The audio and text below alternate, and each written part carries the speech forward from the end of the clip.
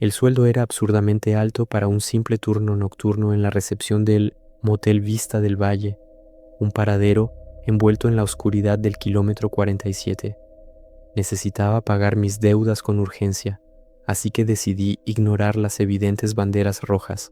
El gerente, un hombre de rostro ceniciento y manos temblorosas, me entregó las llaves, señaló la cafetera manchada y me deslizó un papel arrugado sobre el mostrador antes de salir huyendo hacia la noche. Lee esto atentamente y sobrevivirás hasta las 6 de la mañana, murmuró sin atreverse a mirarme a los ojos. Me reí en voz baja, convencido de que era la típica novatada para asustar al empleado nuevo. Me acomodé en la vieja silla de cuero, me serví una taza de café hirviendo y desdoblé la hoja. La tinta roja parecía haber sido escrita con prisa, casi con un pánico frenético. Bienvenido al turno de madrugada. Si quieres salir de aquí con vida y cobrar tu cheque, debes seguir estas reglas al pie de la letra. No cuestiones nada. Regla número 1. Exactamente a las 2:33 am, la máquina expendedora del pasillo dejará caer una lata. Bajo ninguna circunstancia vayas a recogerla. Si escuchas pasos arrastrándose hacia la recepción, finge que estás dormido. No abras los ojos, sin importar lo cerca que sientas su respiración. Regla número 2. Si el viejo televisor de tubo en la sala de espera se enciende solo mostrando ruido blanco, desconéctalo de la pared en menos de 10 segundos. Si la figura oscura en la pantalla logra darse la vuelta y mirarte, ya no podremos ayudarte. Regla número 3. A las 3:15 am, alguien golpeará desesperadamente la puerta trasera de cristal, gritará tu nombre, suplicando refugio. Usará la voz de la persona que más amas en este mundo. No le abras. Sea lo que acecha afuera, solo imita nuestras memorias para obligarnos a abrir. Regla número 4. La más crítica. A las 4:00 am en punto, el teléfono rojo de la recepción sonará. Debes contestar antes del tercer timbre, pero por lo que más quieras, no respires. Ni una sola exhalación. Mantén el aire en tus pulmones hasta que la línea se corte. Si te escuchan respirar, sabrán que eres de carne y hueso. Arrojé el papel a la papelera con desdén. ¡Qué estupidez más grande!, susurré al vacío. Sin embargo, el opresivo silencio del motel de pronto se volvió asfixiante. Miré el reloj de pared. Eran las 2:30 am.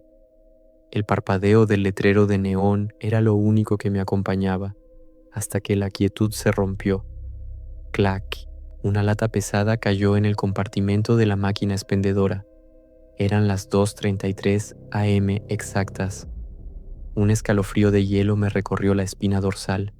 Mi mente lógica intentaba justificarlo como un simple fallo eléctrico, pero mi instinto animal me gritó que bajara la cabeza. Y entonces comencé a escucharlo. Slap, arrastre, slap, arrastre. Sonaba como un enorme trozo de carne húmeda y pesada, frotándose contra las baldosas, reptando desde el pasillo oscuro directamente hacia mí. El pánico me cerró la garganta como una garra. Apoyé la cabeza sobre el mostrador, fingiendo dormir, y apreté los ojos con una fuerza que me hizo daño. El hedor llegó de golpe, una mezcla nauseabunda de cobre, tierra de cementerio y putrefacción. La temperatura del aire se desplomó de inmediato. Escuché un jadeo burbujeante a escasos centímetros de mi nuca. Una gota de saliva helada y viscosa cayó directamente sobre mi cuello. Me quedé completamente petrificado, rezando mentalmente, sin atreverme a llorar, hasta que el sonido de aquella abominación se arrastró de vuelta a las sombras. Me incorporé temblando y miré el reloj.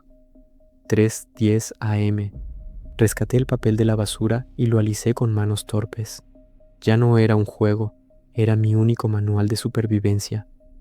A las 3:15 am, un golpe violento sacudió el cristal de la puerta trasera. ¡Abre, por favor!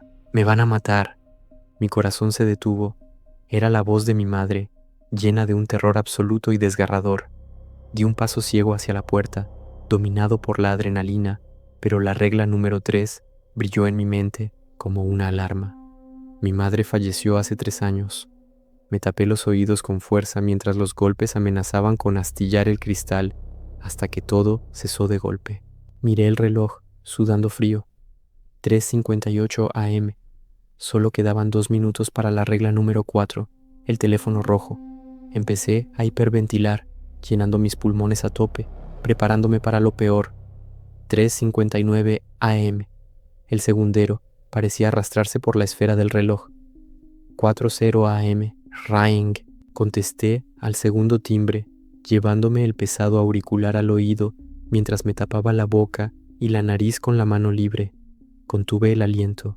Al principio solo había estática muerta. Luego, una respiración cavernosa, rancia y húmeda cruzó la línea. Pasaron 15 interminables segundos. Mis pulmones suplicaban aire fresco. Sé que estás ahí, siseó una voz desde el abismo del teléfono. Hueles a vida. 25 segundos. Mi pecho se convulsionaba por el esfuerzo. Las luces de la recepción comenzaron a parpadear. 30 segundos.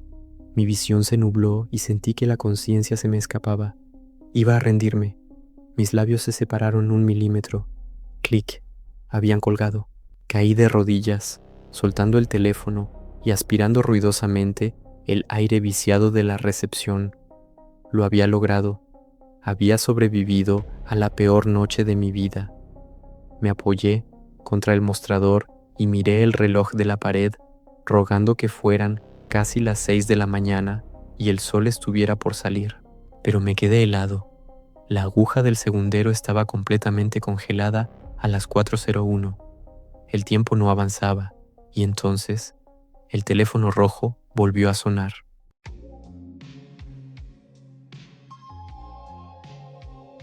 Todos en el condado de Blackwood conocen la historia del Blackwood Valley Mall, un centro comercial inmenso que cerró repentinamente a finales de los 90, a solo unos kilómetros del infame Motel Vista del Valle.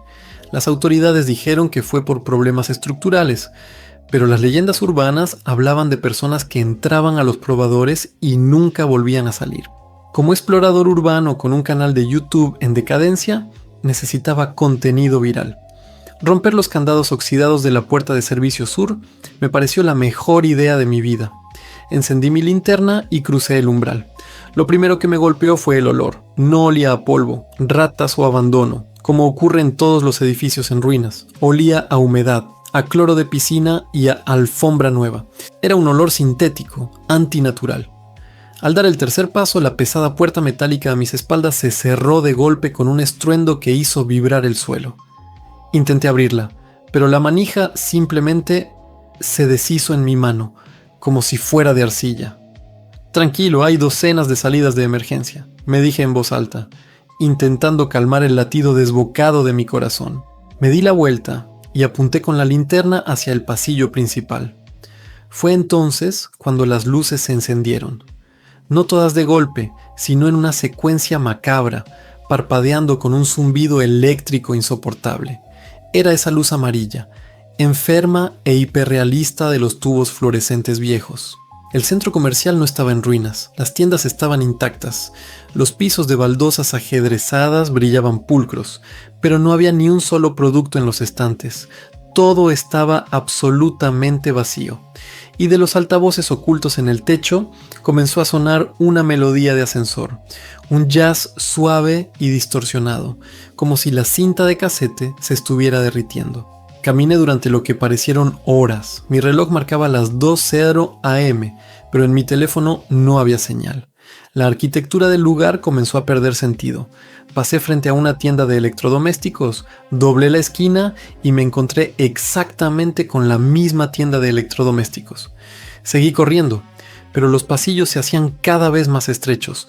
Los techos bajaban unos centímetros a cada paso y las baldosas cambiaron a una alfombra amarilla y húmeda. Estaba atrapado en un bucle espacial. Me detuve frente a una tienda por departamentos de 2 pisos, agotado y sudando frío. Respiré hondo y el zumbido de las luces pareció sincronizarse con mi respiración. Entonces, la música de ascensor se detuvo abruptamente. El silencio absoluto es algo que el cerebro humano no está preparado para procesar. Empecé a escuchar algo más. Abajo, en la planta baja de la tienda, algo se movía. ¡Clac! Arrastre, ¡clac! Arrastre. Me asomé por la barandilla de cristal. En la penumbra había los maniquíes. Había decenas de ellos, desnudos, de plástico blanco y sin rostro. Pero uno de ellos no estaba quieto. Sus articulaciones rígidas crujían mientras giraba lentamente su cabeza lisa hacia arriba, apuntando directamente hacia donde yo estaba. No tenía ojos, pero sentí una mirada cargada de una hostilidad antigua y devoradora. Un sonido gutural, como plástico frotándose contra cristal, salió de donde debería estar su boca. El pánico se apoderó de mis piernas. Empecé a correr a ciegas. Miré hacia atrás y el maniquí ya no estaba en la planta baja. Estaba al inicio de las escaleras mecánicas. Parpadeé y ahora estaba a mitad de las escaleras. Solo se movía cuando yo apartaba la vista. Corrí por mi vida a través de pasillos que ahora desafiaban toda lógica y física. Atravesé salas de cine cuyas butacas estaban pegadas en el techo. Áreas de comida donde las mesas formaban laberintos imposibles. El sonido de pasos plásticos multiplicándose resonaba a mis espaldas. Ya no era uno, eran docenas. Perseguido por entidades que no deberían existir, mis pulmones ardían. Al final de un pasillo interminable de papel tapiz amarillo, vi una puerta roja de acero. Un letrero verde brillante sobre ella decía «Salida». No lo pensé dos veces. Me lancé contra la barra de pánico de la puerta y caí rodando hacia el otro lado justo cuando las garras rígidas de uno de los maniquíes rozaban mi chaqueta. La puerta se cerró a mis espaldas, eliminando el zumbido amarillo y el olor a alfombra húmeda. Jadeando levanté la vista, esperando ver el estacionamiento cubierto de maleza y el cielo nocturno. Pero no estaba afuera. Estaba de rodillas sobre un viejo piso de linóleo. Frente a mí había un mostrador de madera vieja, una cafetera manchada, un televisor de tubo apagado y sobre la mesa un reloj de pared congelado exactamente a las 4:01 am. Me quedé helado al reconocer el lugar. Era la recepción del Motel Vista del Valle, la misma recepción de las leyendas. Y antes de que pudiera procesar que había saltado de una pesadilla a otra, el teléfono rojo de la recepción comenzó a sonar.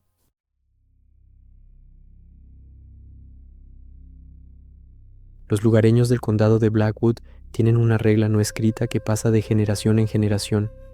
Jamás te adentres en los pinares más allá del kilómetro 47 después del anochecer. Mi amigo Marcos y yo, armados con la arrogancia típica de los universitarios de ciudad, ignoramos las advertencias.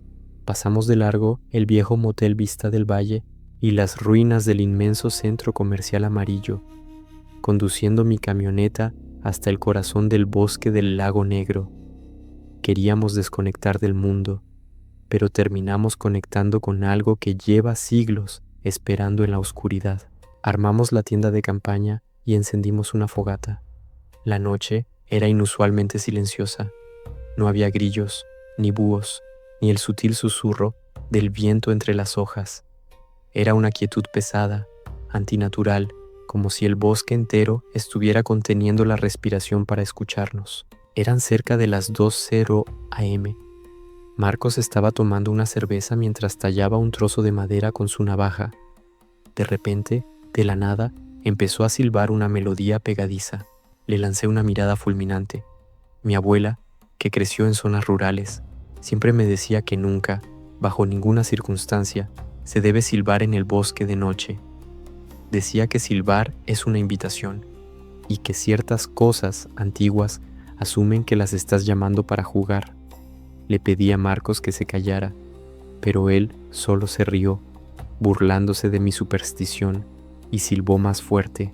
10 segundos después, desde lo más profundo de la negrura de los árboles, alguien o algo le devolvió el silbido.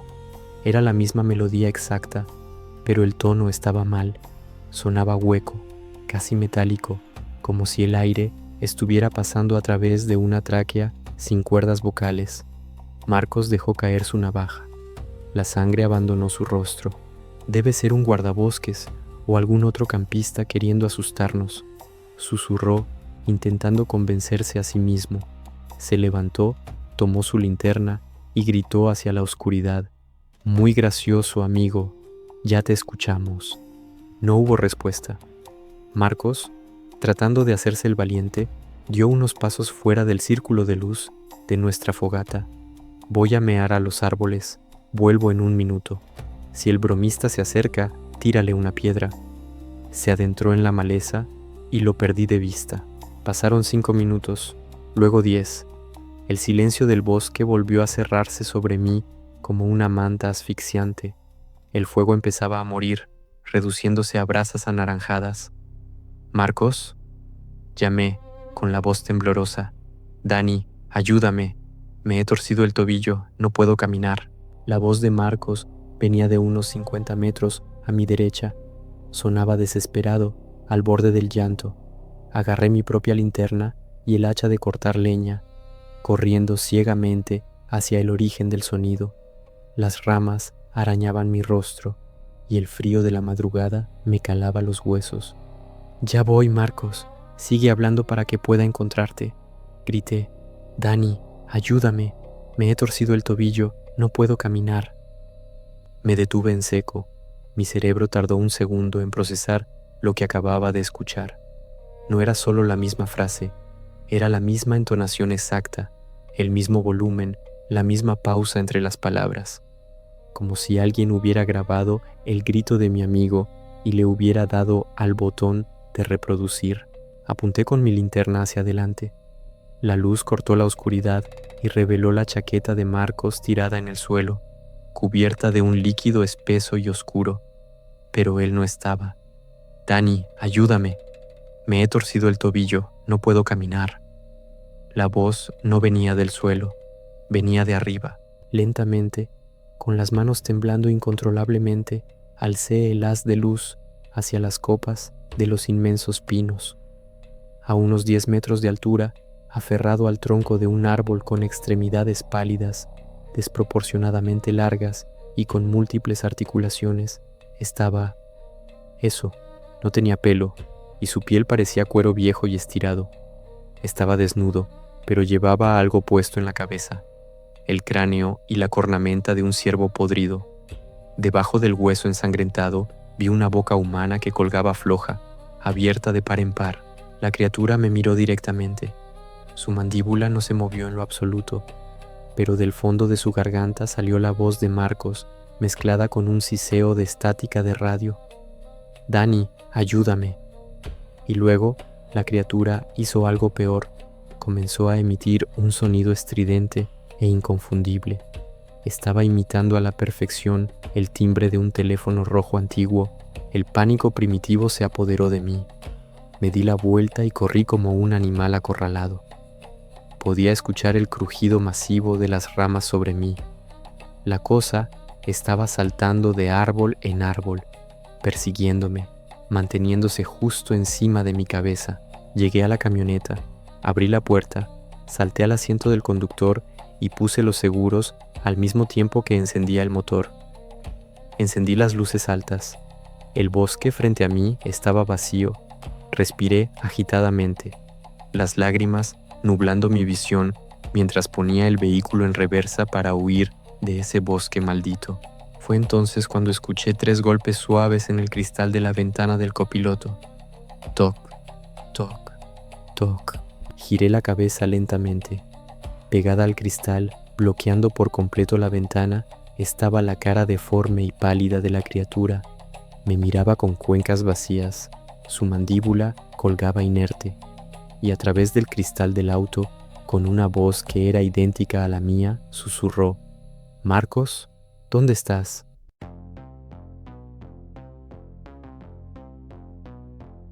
Soy la archivista de Medios Perdidos. La semana pasada, en una subasta de propiedades embargadas, compré una caja de cintas VHS polvorientas recuperadas del sótano del Motel Vista del Valle, en la Ruta 47. La mayoría eran aburridas grabaciones de seguridad de los años 90, pero había una cinta sin etiqueta con la pestaña de protección rota y la fecha 14 de octubre de 1993, grabada torpemente en el plástico con la punta de un cuchillo caliente. Lo que vi ahí arruinó mi cordura, y transcribirlo es mi única forma de advertirles. Al insertar la cinta en mi reproductor, la pantalla CRT se llenó de estática ruidosa y franjas grises. Luego, un corte abrupto dio paso a un programa infantil de televisión local que nunca antes había visto. un cartel de cartón mal pintado leía «El rincón mágico del tío Conejo». La calidad de la imagen era pésima, con una fuerte aberración cromática que hacía que los bordes de las figuras sangraran en tonos rojos y azules. En el centro de un set barato, que sospechosamente se parecía a la recepción del Motel Vista del Valle, había un hombre con un traje de granjero sudado. En su mano derecha llevaba un títere de conejo grotesco. El pelaje del muñeco estaba apelmazado, sucio, y sus ojos eran 2 gruesos botones negros cosidos con hilo rojo. Frente al escenario se veía la parte trasera de las cabezas de unos 10 niños, sentados en perfecto silencio en el suelo de linóleo. «Hola, amiguitos», dijo el presentador con una voz falsamente aguda que resonaba con un eco metálico. «¿Están listos para aprender una nueva regla hoy?». Los niños no respondieron, ni siquiera se movieron, no hubo risas ni murmullos, solo el zumbido eléctrico persistente de la grabación antigua. El presentador forzó una sonrisa tan amplia que parecía dolerle los músculos de la cara. Empezó a mover el títere de manera espasmódica. «Hoy el tío Conejo nos van a enseñar cómo jugar al escondite con los amigos que viven afuera, en los bosques negros», continuó el hombre, pero su voz se quebró. Parecía estar leyendo un guión que lo aterraba hasta la médula. La cámara hizo un acercamiento brusco, perdiendo el foco por un segundo. Cuando la imagen se estabilizó, el hombre del traje ya no estaba sonriendo. Tenía lágrimas gruesas rodando por sus mejillas. El títere de conejo, sin embargo, parecía moverse por sí solo. Su pesada cabeza de felpa giró lentamente, hasta mirar directamente a la lente de la cámara. Hacia mí. Y entonces el títere habló, pero no era la voz del presentador. Era una vibración cavernosa, húmeda y rancia, idéntica a la voz que uno escucharía a través de un teléfono descompuesto. «Los niños buenos no abren la puerta cuando mami llora», siseó el títere y la cinta sufrió un glitch violento. La imagen se distorsionó, mostrando por una fracción de segundo un bosque oscuro iluminado por los faros de un auto y una cara de cuero pálido pegada a un cristal.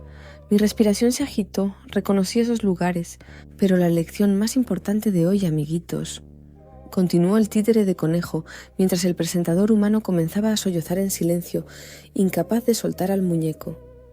Es aprender a guardar silencio cuando suene la campana. La cámara hizo un barrido extremadamente lento hacia los niños sentados en el suelo. A medida que el enfoque se ajustaba, un frío sepulcral invadió mi habitación. Los niños no estaban prestando atención. Estaban todos desplomados hacia adelante, sostenidos por hilos casi invisibles que colgaban del techo. Su piel tenía un tono azulado y enfermizo. «Vamos a practicar, amiguitos», dijo la voz demoníaca del títere sonando cada vez más cerca del micrófono.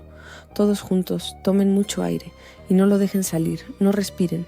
Si respiran sabremos que son de carne y hueso». El sonido de la cinta se cortó por completo. Un silencio asfixiante llenó el video. El presentador, con los ojos inyectados en sangre por el pánico absoluto, tomó una bocanada de aire desesperada frente a la cámara. Rompió la regla. En ese exacto milisegundo, una mano inmensa, gris y con demasiadas articulaciones, descendió desde la parte superior del encuadre y agarró el rostro del presentador. La pantalla se volvió pura estática. Un ruido blanco ensordecedor inundó mis altavoces, obligándome a taparme los oídos. Intenté apagar el VHS apretando el botón de expulsión con manos torpes, pero la máquina no respondía. Estaba ardiendo. La pantalla se quedó en negro durante 10 largos segundos. De repente aparecieron letras blancas y crudas, sin formato. «La transmisión no es una grabación. Estamos en vivo. Mira detrás de ti». El corazón me dio un vuelco. A través del cristal reflectante de mi viejo televisor, logré ver mi propia silueta en la oscuridad de mi sala. Pero justo a mis espaldas, de pie y respirando pesadamente sobre mi nuca, había alguien usando una máscara de conejo podrida. Y antes de que pudiera siquiera girarme, el teléfono fijo de mi escritorio, que había desconectado de la pared hace meses, comenzó a sonar.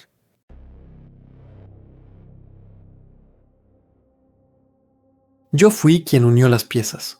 Durante meses me dediqué a investigar las inexplicables desapariciones en el condado de Blackwood para mi podcast de misterio. Un recepcionista de motel que se desvaneció en su primer turno, un explorador urbano perdido en un centro comercial, un estudiante en los bosques de los Apalaches y un archivista que enloqueció viendo una cinta VHS. Todos los casos ocurrieron cerca del kilómetro 47.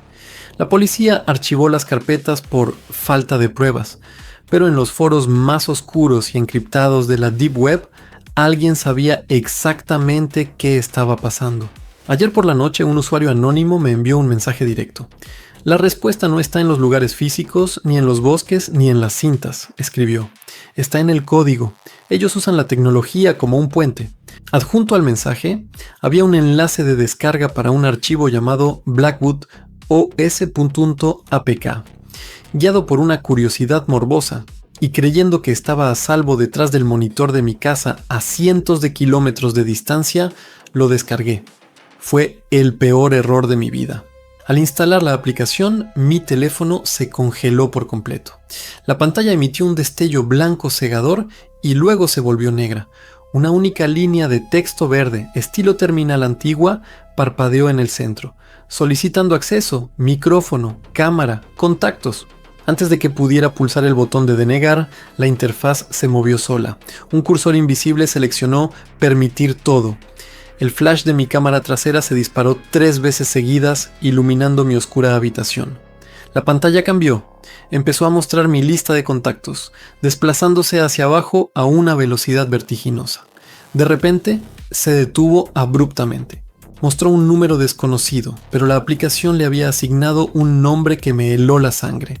Recepcionista. Debajo del nombre apareció un texto crudo. Hora de defunción.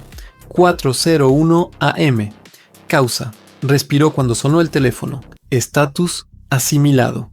Tragué saliva sintiendo que el aire de mi cuarto se volvía denso. La lista volvió a rodar y se detuvo 3 veces más. Explorador urbano. Causa. Miró hacia otro lado. Estatus. Asimilado. Campista. Causa. Respondió al silbido. Estatus. Asimilado. Archivista. Causa. Rompió la regla del silencio. Estatus. Asimilado. La aplicación no era un juego ni una simple base de datos. Era un registro en tiempo real de un matadero sobrenatural. Y al darle acceso a mis contactos, le había dado acceso a mí. Intenté apagar el celular, manteniendo presionado el botón lateral, pero el dispositivo estaba hirviendo, quemaba al tacto. De pronto, el altavoz de mi teléfono cobró vida con un volumen ensordecedor. No era estática normal.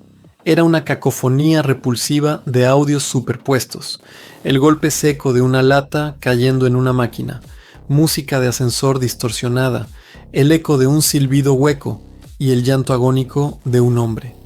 Todas las tragedias de la Ruta 47 sonando al unísono en la palma de mi mano. El olor llegó un segundo después. Una peste física, real y nauseabunda a cloro de piscina, tierra húmeda de cementerio y carne podrida inundó mi habitación cerrada. Miré mi reloj de escritorio, sudando frío. Eran las 3:59 AM. La pantalla del celular se limpió. Todo rastro de código desapareció para mostrar solo una nueva entrada en letras rojas gigantes. Era mi nombre real. Hora de defunción, 4:01 AM. Causa, mirar la cámara frontal. En ese exacto milisegundo, la aplicación activó mi cámara selfie. Me vi a mí mismo, con los ojos muy abiertos por el terror, iluminado únicamente por el brillo del teléfono. Pero lo que me destrozó la cordura no fue mi reflejo, fue el fondo. La habitación detrás de mí en el video no era mi cuarto. Las paredes habían cambiado a una madera vieja y apolillada. Era la recepción del motel Vista del Valle. Y yo no estaba solo. En la pantalla, asomándose por encima de mi hombro izquierdo, vi la silueta rígida de un maniquí de plástico sin rostro. A mi derecha, casi rozando mi mejilla, una criatura altísima con un cráneo de ciervo ensangrentado me observaba fijamente.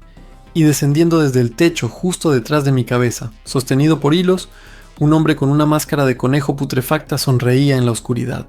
Estaba completamente paralizado. Mi instinto más primitivo me ordenaba girar la cabeza para ver si esas cosas estaban realmente en mi cuarto, pero la regla escrita en la pantalla era clara. Mi causa de muerte sería mirar la cámara. Si apartaba la vista del teléfono, si rompía la regla, sería mi fin. A través del altavoz de mi celular, la criatura con cabeza de ciervo abrió su mandíbula inerte, y con una voz que era una réplica exacta de la mía, susurró: «Gracias por descargarnos. Ya somos de carne y hueso». Miré de reojo mi reloj de escritorio. Cambió a las 4:01 AM y la aguja del segundero se congeló por completo. El tiempo dejó de avanzar. Contuve la respiración, aterrorizado. El silencio fue absoluto, hasta que mi propio teléfono celular comenzó a sonar en mi mano, pero no vibró con mi tono de llamada habitual. Emitió el timbre ensordecedor, estridente y maldito, de un teléfono rojo antiguo de disco.